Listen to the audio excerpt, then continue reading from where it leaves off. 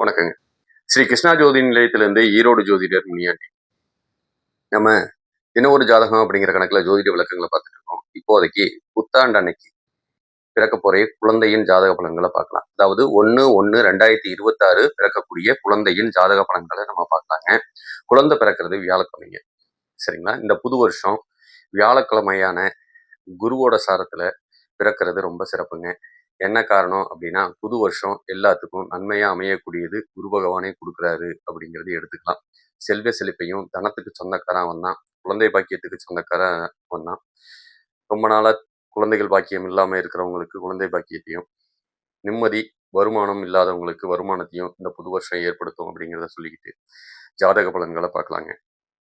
குழந்தை பிறக்கிறது வியாழக்கிழமைங்க. அன்னைக்கு ஓடிட்டு இருக்க நட்சத்திரம்னு பார்த்தோம்னா ரோகிணி நட்சத்திரங்க. ரிஷப ராசியில ஓடிட்டு இருக்கக்கூடிய அமைப்பு. சந்திராசிரமமா அமையக்கூடியது தனுசு ராசி சந்திராசிரமமா அமையும்.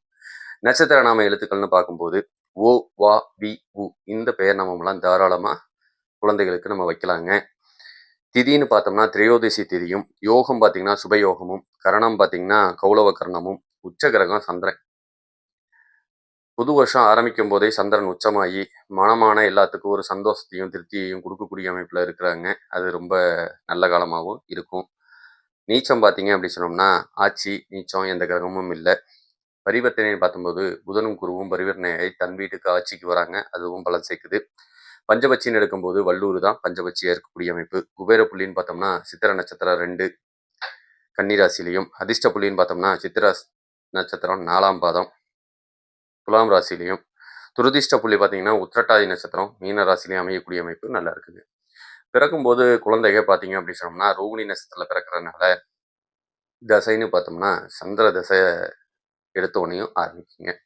சந்திர தசைக்கு அப்புறம் பார்த்தீங்கன்னா சூரிய தசை சந்திர தசைக்கு அப்புறம் செவ்வாய் திசை பார்த்தீங்கன்னா ஒரு 7 வருஷமும், அதுக்கப்புறம் ராகு தசை பார்த்தீங்கன்னா ஒரு 18 வருஷமும் நமக்கு வரக்கூடிய அமைப்புங்க. அப்போனா இந்த தசாபுத்திகள்லாம் பார்த்தீங்க அப்படின்னா லக்னங்கள் நல்ல லக்னமா இருந்ததுன்னா இந்த தசாபுத்திகள் பாதிக்கப்பட மாட்டாங்க. அப்பா அம்மாவுக்கு இடையில பிரச்சனைகள் கொடுக்காது அப்படிங்கிற காரணத்தினால எந்தெந்த லக்னங்கள் ஆகாது, சந்திரனுக்கு ஆகாதவங்கன்னு நம்ம எடுக்கும்போது கும்ப லக்னம் சந்திரனுக்கு ஆகாதுங்க. தனுசு லக்னமும் ஆகாது. இந்த 2 லக்னம் ஆகாத லக்னமா போயிருது. அடுத்தது செவ்வாய் தசை உள்ள வருங்க. செவ்வாயும் பார்த்தீங்க அப்படி சொன்னோம்னா அஹ், மிதுன லக்னமும் கன்னி லக்னமும் செவ்வாய்க்கு தசாபுத்திக்கு ஆகாதுங்க. அதே மாதிரி ராகு தசை அப்படின்னு பார்க்கும்போது ராகு கேது தோஷம் இருந்தாலும் பாதிக்கப்படுவாங்க. அப்படின்னா கடக லக்னம், சிம்ம லக்னம், கும்ப லக்னம், மகர லக்னம் கிட்டத்தட்ட பார்த்தீங்கன்னா இந்த 7 லக்னங்கள் பாதிப்படையக்கூடிய அமைப்பில் இருக்காங்க. அப்போனா இந்த 7 லக்னத்தில் குழந்தைகள் எடுக்காமல் இருக்கிறது 1ஆம் தேதிக்கு சிறப்புங்க. சரிங்களா? அதனால முடிஞ்ச வரைக்கும் இந்த 7 லக்னத்தில் குழந்தைகள் எடுத்தா, இல்லை பிறந்தா நமக்கு சுகப்பிரசவமானாலும் பாதிப்பை கொடுக்கும். அப்போனா இது பிறக்கும்போது என்ன மாதிரி பாதிப்புகளை கொடுக்கும் அப்படின்னா, அம்மா அப்பாவுக்கு இடையில கொஞ்சம் சண்டை பிரச்சனை பிரிவுகளையோ, கடன் நோய் வம்பு வழக்கு பிரச்சனையோ, ஊர் விட்டு தேசம் விட்டு போகக்கூடிய அமைப்போ, சரிங்களா? வேண்டாத அப்பாவுக்கு கெட்ட பேரையும் அம்மாவுக்கு கெட்ட பேரையும் ஏற்படுத்தக்கூடிய அமைப்போ இது எல்லாத்தையும் ஏற்படுத்துங்க. சில சமயம் பார்த்தீங்கன்னா ஆஸ்பத்திரி விரயத்தில் அம்மாவுக்கோ அப்பாவுக்கோ ஏற்படக்கூடியது குழந்தைக்கு ஏற்படுத்தக்கூடிய அமைப்பும் இந்த லக்னம்லாம் கொடுக்கும் அப்படிங்கிறத புரிஞ்சுக்கணும். ஒரு சில பேர் பூர்வீகத்தில் இருக்க முடியாது, பூர்வீகத்தை விட்டு வெளியே போய் வாழ வேண்டிய சூழ்நிலையும் இது ஏற்படுத்தும். அதனால அவங்களும் கொஞ்சம் கவனமா இருக்கிறது நல்லது. ஒரு சில பேர் வெளிநாடு போறதுக்கு முயற்சி பண்ணியிருக்கீங்கன்னா தாராளமா இந்த இதில் எடுத்துருங்க. இதில் எடுத்தாலும் உங்களுக்கு வெளிநாடு வாய்ப்பு தன்னை போல அமைஞ்சிடும். சரிங்களா? இதெல்லாம் தான் ஓடிட்டு இருக்கக்கூடிய அமைப்புங்க. சரி, இது மட்டும் இல்லாம இந்த ஜாதக ரீதியா வேற என்னென்ன பலன் இருக்கு அப்படின்னு பார்த்தோம்னா, ஒரு பெண் பிள்ளை பிறக்கிறதா வச்சுக்கலாம். நல்ல புத்திசாலித்தனத்துக்கு சொந்தக்காரங்களா இருப்பாங்க. தலக்கணம் எப்பயுமே இருக்கும். தாங்கிற அகந்தை அவங்க மனசுல ஓடிட்டு இருக்கக்கூடிய அமைப்பு. யார் சொன்னாலும் கேட்க மாட்டாங்க. அவங்க எடுக்கிறது தான் இறுதியான முடிவுன்னே இருப்பாங்க. விருப்பப்பட்டு பின்னாடி திருமணம் பண்ணக்கூடிய அமைப்பையும் இது ஏற்படுத்தி கொடுக்கும் அப்படிங்கிறத எடுத்துக்கலாம். இவங்க நல்ல ஒரு ஆசிரியர் தான். மத்தவங்களுக்கு புத்திமதி சொல்லுவாங்க, வைப்பாங்க. இந்த லக்னத்துல எல்லாம் எடுக்கிற மாரி இருந்தா, கொஞ்சம் குழந்தைகள் வாழ்க்கை பின்னாடி அந்த ராகுதசை வர காலத்துல பாதிக்கப்படக்கூடிய அமைப்போ, இல்ல பிரிவ குடுக்கக்கூடிய அமைப்போ குழந்தைகளுக்கும் ஏற்படும் அப்படிங்கிறதையும் நம்ம புரிஞ்சுக்கணும். இந்த ஜாதக ரீதியா சூரியன் போய் கேதுகிட்ட மாட்டுறதுனால, கண் சம்பந்தப்பட்டதுல வலது கண் பாதிக்கப்படும். ஒற்றை தலைவலி பிரச்சனை, சில சமயம் கண்ணாடி போட வேண்டிய சூழ்நிலையும் குடுக்கலாம் குழந்தைகளுக்கு. தந்தை ட்ரிங்க்ஸுக்கு அடிமையாக வேண்டிய சூழ்நிலை கொஞ்சம் குடுக்கும். அத விட்டு தள்ளி இருக்கிறது நல்லது. இல்லைன்னா போதை வஸ்துக்கள் மூலியமா குடும்பம் இன்னும் கீழ்மட்ட நிலைமைக்கு போகக்கூடிய அமைப்பு தான் நல்லாவே ஓடிட்டு இருக்கு. பிள்ளைக்கு ரத்த குறைபாடு பிரச்சனை, பீரியட் சம்மந்தப்பட்ட பிரச்சனை, வயித்து வலி சம்மந்தப்பட்ட கோளாறுகளையும் பின்னாடி ஏற்படுத்தும். சில சமயம் சகோதரனால பிரயோஜனம் இருக்காது அப்படிங்கிற அமைப்பையும் குடுக்குங்க. அம்மா நல்ல கோவத்துக்கும், ரோசத்துக்கும் சொந்தக்காரங்க. அரசு சம்மந்தப்பட்ட வேலையில இருப்பாங்க. தாய் வழி சொத்துக்களும் வந்து சேரும் அப்படிங்கிறத புரிஞ்சுக்கலாம். கண்ணுல இடது கண்ணும் பாதிக்கப்படுது. சில சமயம் அம்மாவுக்கு கர்ப்பப்பை சம்மந்தப்பட்ட பிரச்சனை வந்து கர்ப்பப்பைய எடுக்க வேண்டியது வரைக்கும் இழுத்துட்டு போய் நிறுத்தலாம்.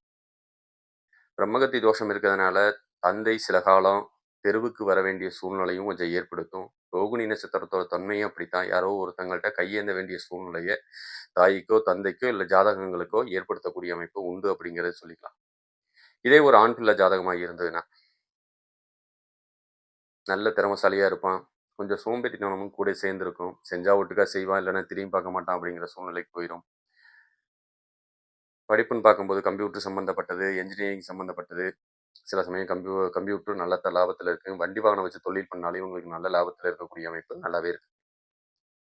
இவங்களுக்கும் கண் சம்மந்தப்பட்ட பிரச்சனை, செரிமான கோளாறு பிரச்சனை, முதுகு தண்டுவட பிரச்சனையை இவங்களுக்கு ஏற்படுத்தக்கூடிய அமைப்பு. ஒரு சில சமயத்துல விபத்து மூலியமா தந்தைக்கு ஆக்சிடென்ட்டா குடுக்கக்கூடியதோ, இல்லைன்னா ஹார்ட் அட்டாக் சம்மந்தப்பட்டது வரக்கூடியதோ வந்து சேரும். கொஞ்சம் கவனமா ஹாஸ்பிட்டல்ல போய் செக் பண்ணிக்கங்க. அதுதான் உங்களுக்கு நல்லது. 1ஆம் தேதி பிறக்கிற குழந்தைகள் தந்தைக்கு இந்த பாதிப்பையும் கொஞ்சம் குடுக்கும்.